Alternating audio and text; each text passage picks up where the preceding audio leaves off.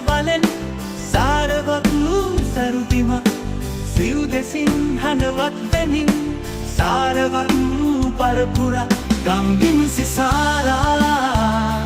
දොරින් දොරට හදින් හදට නවමං සාධනා නව්‍යවන්තු ජාතිය අභිමානය පතුරන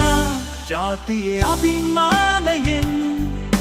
සිව් කොළ සිසාරා සිද්දෙසින්